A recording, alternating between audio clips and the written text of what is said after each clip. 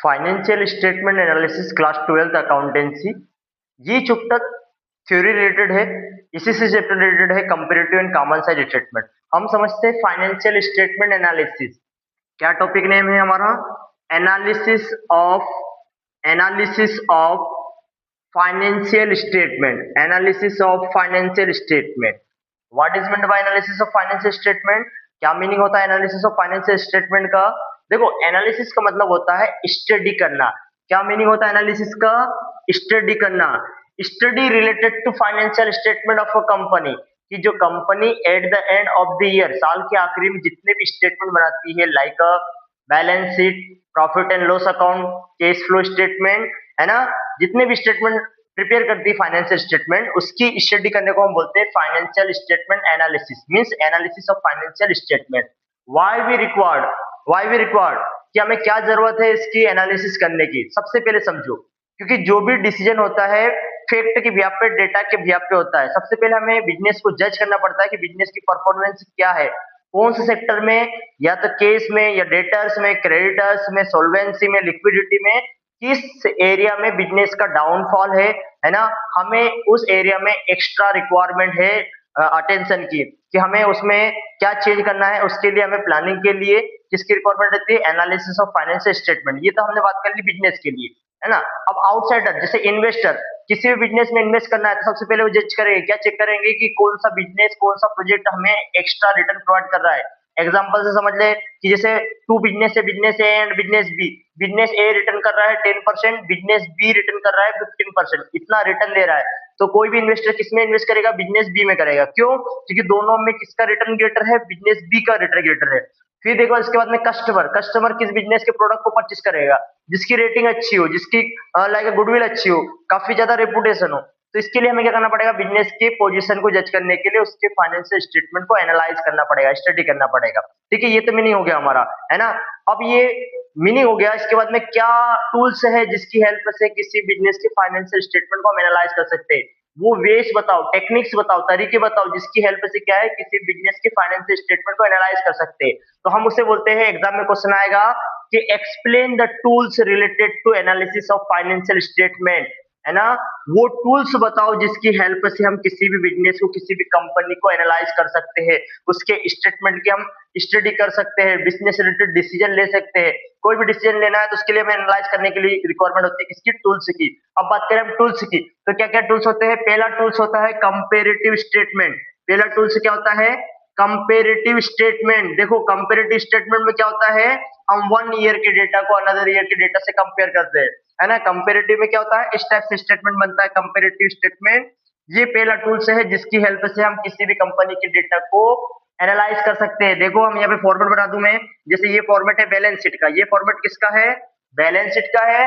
ये note number होगा आपका, note number, previous year data, पिछले साल का डेटा, करंट ईयर डेटा, इस साल का डेटा। हमने कहा, क्या कहा कि शेयर होल्डर्स फंड, किसी बिजनेस के जो शेयर कैपिटल है, शेयर होल्डर्स फंड है ना, वो पहले कितने थे? 60 लाख थे। कितने थे?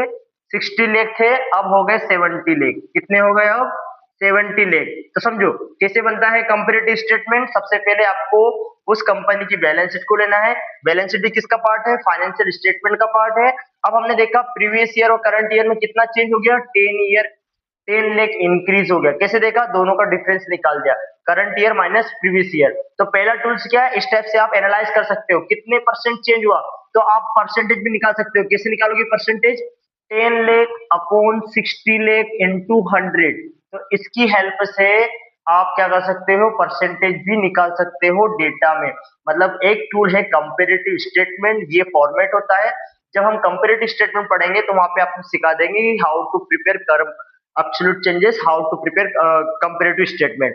ठीक है, तो पहला टूल से क्या हो गया? वे क्या हो गया एनालाइज करने का? Comparative statement. सेकेंड टूल की बात करें जिसे हम बोलते हैं कॉमन साइज स्टेटमेंट। क्या होता है second tool? Common size statement of a business. समझो, कॉमन साइज स्टेटमेंट क्या होता है? 1 ईयर के डेटा को हम कंपेयर करते हैं। कॉमन साइज में क्या होता है? सिंगल ईयर के डेटा को किसी अनदर हेड से कंपेयर करते हैं। बाकी कंपेरेटिव में क्या था? हम 2 ईयर के डेटा को कंपेयर करते थे। इसमें 1 ईयर के डेटा को कंपेयर करेंगे उसी ईयर के डेटा से। कैसे? कि जैसे हमने ये फॉर्मेट बना दिया बैलेंस शीट का, ये फॉर्मेट बना दिया हमने बैलेंस शीट का। अब देखो इसमें कैसे चेंजेस होगा करंट ईयर में, कि हमने कहा कि शेयर होल्डर्स फंड 60 लाख है, क्लियर। उसके बाद में हमने नॉन करंट लायबिलिटी की बात कर ली, नॉन करंट लायबिलिटी है 30 लाख, और करंट लायबिलिटी कितनी है, करंट लायबिलिटी हमने अज्यूम कर लिया 10 लाख है। सभी को प्लस कर दिया तो बैलेंस शीट में लायबिलिटी साइड का टोटल आ गया आपका 100, है ना, 100 लाख या 1 करोड़, कितना आ गया 100 लाख या 1 करोड़। अब बात करें हम ऐसे कैसे, हम प्रीवियस ईयर के डेटा को नोट डाउन कर लेंगे, तो कितना चेंज हुआ करंट ईयर में, देखो समझो। अब ये 60 लाख है, तो कितने परसेंट है पूरे बिजनेस का, ये है 60%, कितना परसेंट है, 60% है। देन उसके बाद में नॉन करंट लायबिलिटी पूरे बिजनेस में कितने परसेंट है, ये है 30%। कैसे निकाला हमने, तो देखो 60% कैसे निकाला, 60 लाख अपॉन 100 लाख इंटू 100, तो ये आ जाएगा 60%। इस टाइप से हमने 30 लाख का निकाला। अब हम निकाल लेंगे 10% आ जाएगा। तो ये क्या होता है कि when we required single year comparison, single year के डेटा को एनालाइज करने की रिक्वायरमेंट में हम क्या बनाते हैं, कॉमन साइज स्टेटमेंट बनाते हैं। क्या पढ़ रहे हैं हम पढ़ रहे हैं एनालिसिस ऑफ फाइनेंशियल स्टेटमेंट, किसी बिजनेस को कैसे स्टडी करना है उससे रिलेटेड स्टडी कर रहा है। अब उसके लिए क्या क्या टूल्स होते हैं, वे क्या होते हैं, एक होता है कंपेरेटिव स्टेटमेंट, एक होता है कॉमन साइज स्टेटमेंट। कंपेरेटिव में क्या करते हैं, हम 2 ईयर के डेटा को कंपेयर करते हैं, और कॉमन साइज में हम क्या करते हैं, हम सिंगल ईयर के डेटा को उसी किसी बेस ईयर से हम कंपेयर करते हैं। इसमें क्या बेस ईयर होता है, जो उनका टोटल होता है वो बेस ईयर होता है, किसमें, बैलेंस शीट के केस में। और यदि यहीं पे कौन सा होता है, रिवेन्यू स्टेटमेंट ऑफ P&L होता है, तो उसमें बेस हम ले लेते हैं रिवेन्यू फ्रॉम ऑपरेशन, अलग से हम उसको पढ़ लेंगे, ठीक है। अनदर टूल्स की बात करें, हम अनदर टूल्स की बात करें तो एक होता है आपका रेशियो एनालिसिस। क्या होता है, ratio analysis. Ratio analysis means होता है relation, mathematically relation between two heads. मतलब हम यहाँ पे रेशियो के फॉर्म में जो हमारी balance sheet, profit and loss account, cash flow statement, different different जो स्टेटमेंट है उसमें हम मैथमेटिकली रिलेशन शो करेंगे। जैसे मैंने कहा यहाँ पे डेब्ट टू इक्विटी रेशियो, क्या कहा, डेब्ट टू इक्विटी रेशियो, तो यहाँ पर मैंने कहा डेब्ट टू इक्विटी रेशियो 1:1 है। इसका मतलब क्या है कि हमने लोन यदि लिया है मान लो 10 लाख का, कितने का लोन लिया है, 10 लाख का, तो हमारी कैपिटल भी कितनी होगी, हमारी कैपिटल भी कितनी होगी, 10 लाख होगी। क्यों, कैसे पता चला, कि जितनी डेब्ट है उतना ही हमारी इक्विटी है, शेयर होल्डर्स फंड है। तो क्या करेंगे हम रेशियो एनालिसिस में, मैथमेटिकली रिलेशन शो करेंगे, किसमें शो करेंगे, डिफरेंट डिफरेंट हेड में। इस टाइप से आप असेट और लायबिलिटी का भी शो कर सकते हो, है ना, ट्रेड रिसीवेबल का भी कर सकते हो, कॉस्ट ऑफ गुड्स सोल्ड कर सकते हो, इन्वेंट्री टर्नओवर रेशियो का भी कर सकते हो। तो different different relation, mathematically relation के बिहाफ पे हम किसी भी फाइनेंशियल स्टेटमेंट की लिक्विडिटी, सॉल्वेंसी, प्रॉफिटेबिलिटी और एक्टिविटी रेशियो को हम चेक कर सकते हैं, परफॉर्मेंस को चेक कर सकते हैं कि बिजनेस की परफॉर्मेंस कैसी है, किस टाइप से उसमें चेंजेस हुआ। हमें एनालिसिस करने के लिए रेशियो एनालिसिस वाले टूल्स की भी आप हेल्प ले सकते हो, ठीक है। क्या देखा हमने रेशियो एनालिसिस में, mathematically relation between two heads, mathematically represent करेंगे हम किसी भी टू हेड को। इसमें दूसरा है current asset is to current liability, कितनी करंट असेट है बिजनेस में, कितनी करंट लायबिलिटी है, इस टाइप से कितनी नॉन करंट असेट है, कितनी नॉन करंट लायबिलिटी है। आप डिफरेंट डिफरेंट हेड में किसी भी कंपनी के रिलेशन शो कर सकते हो मैथमेटिकली। अब बात करें हम अनदर टूल की, पहला टूल हमने देख लिया कंपेरेटिव, सेकंड देख लिया हमने कॉमन साइज, और नेक्स्ट टूल है हमारा रेशियो एनालिसिस। इसके बाद में एक और टूल होता है, टूल मतलब होता है टेक्निक्स, तरीके, किसकी हेल्प से हम किसी कंपनी को स्टडी कर रहे हैं, है ना। तो नेक्स्ट टूल होता है जिसे हम बोलते हैं केस फ्लो एनालिसिस। क्या होता है, केस फ्लो एनालिसिस। तो केस फ्लो एनालिसिस क्या होता है कि during a year inflow of cash and outflow of case, पूरे ईयर में हमने कितना केस रिसीव करा उसे हम बोलते हैं inflow of cash and outflow of cash, outflow of cash. ये एक स्टेटमेंट बनता है जिसमें inflow of cash and outflow of cash check किया जाता है कि पूरे ईयर में हमने कितना रिसीव किया है और पूरे ईयर में हमने कितना पे करा है। फॉर एग्जांपल हमने कहा कि होल ईयर में हमने 8 लाख रिसीव करा है और पूरे ईयर में हमने 7 लाख पे करा है, तो डिफरेंट कितना है, 1 लाख। हमारे पास net cash and cash equivalent कितना है, 1 लाख है। तो ये एक टूल है रेशियो एनालिसिस भी, कैश फ्लो एनालिसिस भी एक टूल है रेशियो के साथ साथ, जिसमें आप क्या कर सकते हो ड्यूरिंग अ ईयर, मतलब 1 ईयर में, 1 ईयर के लिए प्रिपेयर होता है, 1 ईयर में आप चेक कर सकते हो, क्या चेक कर सकते हो कि बिजनेस में कितना केस का इनफ्लो हुआ है, कितना केस का आउटफ्लो हुआ। क्यों, जब आपके पास लिक्विड रहेगा, केस रहेगा, तो आप बिजनेस में आपको ये चेक करने की रिक्वायरमेंट नहीं रहेगी कि हमें कितना पेमेंट और एक्स्ट्रा चाहिए, है ना, इसके लिए क्या है कि आपको एस्टिमेशन करने की रिक्वायरमेंट रहेगी। आप अनुमान नहीं लगा सकते, क्योंकि आपको ऑलरेडी डेटा आ गया, तो आप देख सकते हो आपकी रिक्वायरमेंट कितनी है, कितना फंड अरेंज करना है। यदि एक्स्ट्रा है तो आप उससे क्या कर सकते हो, इन्वेस्ट कर सकते हो। एक्स्ट्रा फंड रखना भी किसी बिजनेस के लिए हार्मफुल होता है। ठीक है, तो ये 4 टूल्स देखे हमने किसके, एनालिसिस ऑफ फाइनेंशियल स्टेटमेंट की। क्या क्या टूल्स देखा हमने, comparative statement, common size statement, ratio analysis, और एक होता है कैश फ्लो एनालिसिस या कैश फ्लो स्टेटमेंट। इसकी हेल्प से आप किसी भी कंपनी को एनालाइज कर सकते हैं। अब हम बात करें नेक्स्ट क्वेश्चन की, एग्जाम में आता है, आईएमपी क्वेश्चन है, जिसे हम बोलते हैं, क्या बोलते हैं कि objective of analysis of financial statement, motto, क्या गोल है, हमें क्यों रिक्वायरमेंट होती है, इतनी रिक्वायरमेंट करने की क्या रिक्वायरमेंट होती है इतने एनालाइज करने की, है ना। तो उसे हम किसी डिफरेंट डिफरेंट पॉइंट की हेल्प से समझ सकते हैं कि किसी भी बिजनेस को हमें क्या रिक्वायरमेंट होती है उस बिजनेस को एनालाइज करने की। क्लियर, तो यहाँ पे हम समझ लेते हैं वन बाय वन। क्या समझ रहे हैं हम यहाँ पे, ऑब्जेक्टिव समझ रहे हैं किसके, एनालिसिस ऑफ फाइनेंशियल स्टेटमेंट के। देखते हैं वन बाय वन ऑब्जेक्टिव। तो पहला होता है हमारा सिक्योरिटी एनालिसिस को चेक करने के लिए, किसको, सिक्योरिटी एनालिसिस को चेक करने के लिए। अब हम समझते हैं what is meant by security analysis. समझो कि जो भी इन्वेस्टर होता है, इन्वेस्टर परफॉर्मेंस चेक करने के लिए, बिजनेस के परफॉर्मेंस को चेक करने के लिए, देखो इन्वेस्टर का मेन क्या काम वर्क क्या होता है, मार्केट में इन्वेस्ट करना। इन्वेस्टर का मेन वर्क क्या होता है, मार्केट में इन्वेस्ट करना। तो उसे हाई रिस्क रहती है, क्या रहती है, हाई रिस्क रहती है। क्यों, यदि किसी रॉन्ग बिजनेस में अमाउंट लगा दिया या ऐसे बिजनेस में अमाउंट लगा दिया कि जिसका परफॉर्मेंस ऑलरेडी डाउन है, तो इन्वेस्टर का अमाउंट भी जीरो हो सकता है। तो इन्वेस्टर ये चेक करेगा कि कौन से बिजनेस का परफॉर्मेंस बेटर है, उस बिजनेस में वो इन्वेस्ट करेगा। तो जिस बिजनेस में वो इन्वेस्ट करने के लिए किसी बिजनेस को एनालाइज कर रहा है, तो क्या होता है, उसे हम बोलते हैं सिक्योरिटी एनालिसिस।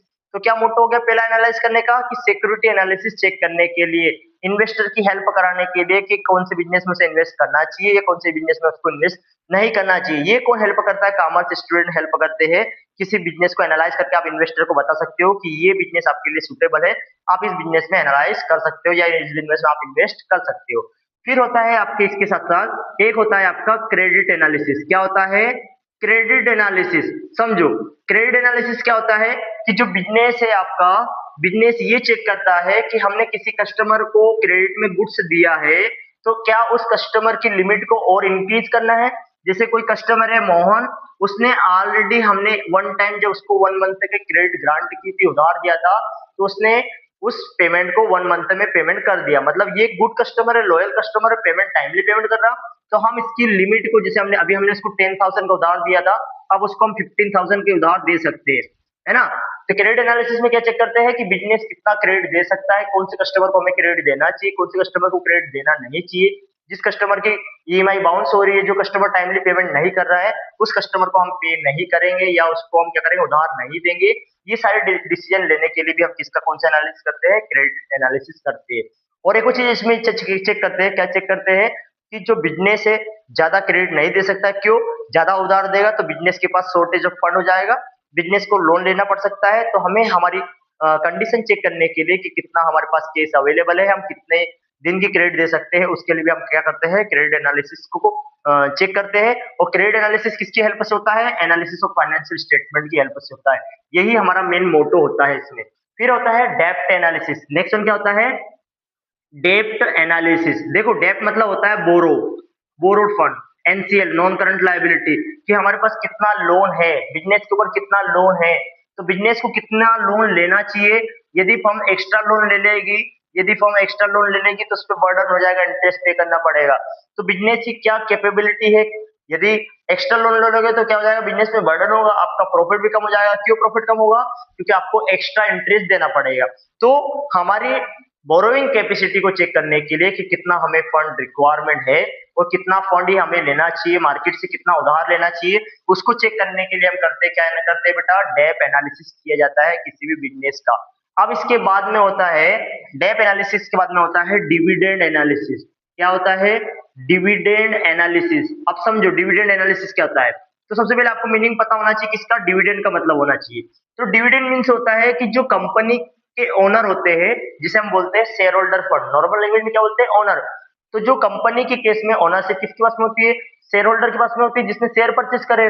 ठीक है, तो जो शेयर होल्डर है वो ओनर है, ओनर को हम क्या देते हैं? प्रॉफिट देते हैं। ओनर को क्या देते हैं हम?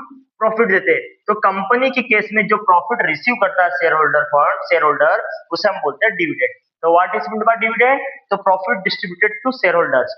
जो शेयर होल्डर को हम प्रॉफिट देते हैं उसे हम बोलते हैं, क्या बोलते हैं? डिविडेंड। अब हमें कंपनी क्या, बोर्ड ऑफ डायरेक्टर्स की जो मीटिंग होती है उसमें डिक्लेयर होता है, क्या डिक्लेयर होता है? कि कितना डिविडेंड देना चाहिए, तो कितना प्रॉफिट फ्यूचर के लिए सेव करना चाहिए। क्यों? जितना प्रॉफिट हुआ सारा प्रॉफिट हम शेयर